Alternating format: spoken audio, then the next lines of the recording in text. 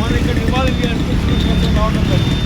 ఈ సందర్భంగా సామాజిక నాయకులు మిత్రులారా, ఈరోజు దేశవ్యాప్తంగా ఆత్మ నెత్తురూలి యొక్క వర్ధంతులు జరుగుతూ ఉన్నాయి. ఇన్ని సంవత్సరాల తర్వాత కూడా మనం ఆయన గుర్తుపెట్టుకుంటామంటే ఆయన చేసినటువంటి త్యాగాన్ని ఒకసారి స్మరించుకోవాలి. ప్రపంచం దేశం మొత్తం గుర్తుపెట్టుకుంది. యాక్చువల్గా ఆయన ముస్లిమే భారతదేశంలో దొరకలేదు కానీ ఇంగ్లాండ్ లైబ్రరీలో దొరికింది. ఆ తర్వాత ఆయన చేసిన కృషి ఆ రోజుల్లో ఉత్తరవర్గానికి చెందేటువంటి ఎస్సీ బీసీలకు సంబంధించి చదువు చెప్పేసే దానికోసం దాదాపు 30 పాఠశాలను ఆ రోజు ఆయన ప్రారంభించారు.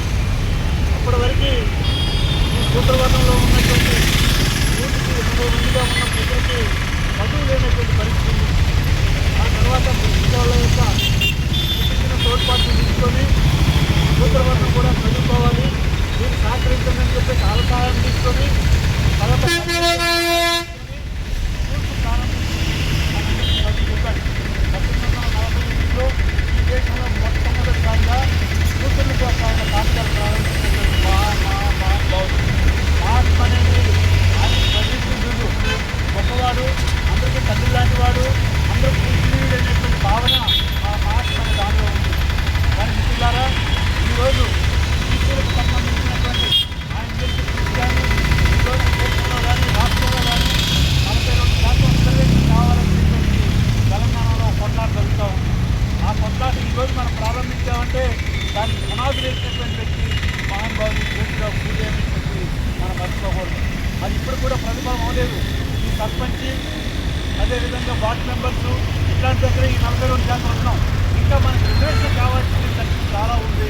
పార్లమెంట్లో రిజర్వేషన్ కావాలి, కావాలి, కావాలి, ఇంకా ఐఏఎస్ ఐపీఎస్ అదేవిధంగా బ్యాంకింగ్ సెక్టర్లో కానీ అదేవిధంగా జ్యుడిషియరీలో కానీ బిజినెస్ సెక్టర్లో కానీ ఇంకా రిజర్వేషన్ పొందాలంటే కూడా అక్కడ కూడా సాధించుకోవాల్సిన అవసరం మనకు ఎంతైనా ఉందని గుర్తుపెట్టుకోవాలా. ఈరోజు మన రాష్ట్రంలో మొదలైనటువంటి దేశంలో కూడా భవిష్యత్తుని గత ఉద్యమంగా తీసుకొని మనం మనకు కావాల్సిన జనాభా సాధించినటువంటి ఈ రిజర్వేషన్ సాధించుకోవడం కోసం భవిష్యత్తులో పెద్ద ఎత్తున పోరాటం చేయాల్సినటువంటి అవసరం ఉంది. అప్పుడు మాత్రమే జ్యోతిరావు పూలే గారికి మనం నిజమైనటువంటి నివాళులు అర్పించినట్టు అవుతుందని మీతో మాట్లాడే అవకాశం వర్షం సందర్భంగా అవకాశం కలిగించినందుకు కూడా ధన్యవాదాలు తెలియజేస్తూ జై పూలే, జై పూలే, జ్యోతిరావు పూలే ఆశయాలు, జ్యోతిరావు పూలే ఆశయాలు.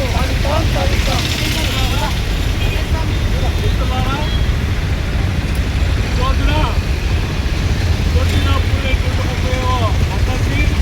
అయితే ఈనాడు జ్యోతిరావు పూలే ఏదైతే కృషి చేశాడో ఆ చదువును సాధించడం కోసం ప్రయత్నిస్తుంటే నేటి పాలకులు ఈ చదువుని అనేది ప్రైవేట్ పరం చేసి రాజ్యాంగ విద్యను మాత్రమే కేవలం ఇచ్చి ఉన్నతమైన చదువులు ఉన్నతమైన పదవులు ధనవంతులకి అగ్రవర్ణాలకి చెందే విధంగా తయారు చేస్తున్నారు.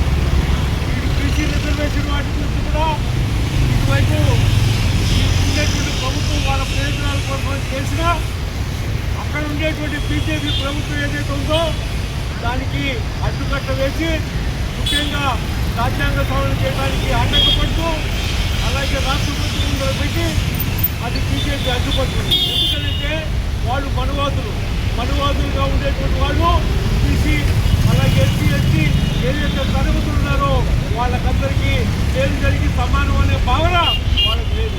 వాటికి వ్యతిరేకంగా వాళ్ళు ఎల్లప్పుడూ ఉంటారు. పైకి మాత్రం కబుర్లు ఎన్ని చెప్పినా ఆచరణలో మాత్రం ఆ బీజేపీ ఆర్ఎస్ఎస్ వీళ్ళంతా కూడా ఆ బ్రాహ్మణీయ భావజాలంతో ఉండేవాడు తప్ప వేరే కాదని చెప్పేసి మనం గమనించాలని చెప్పేసి తెలియజేస్తూ ఈ యొక్క ఈ కార్యక్రమం సందర్భంగా భవిష్యత్తులో పదికి అందుకని భాగంగా రేపు అనగా 29వ తారీఖు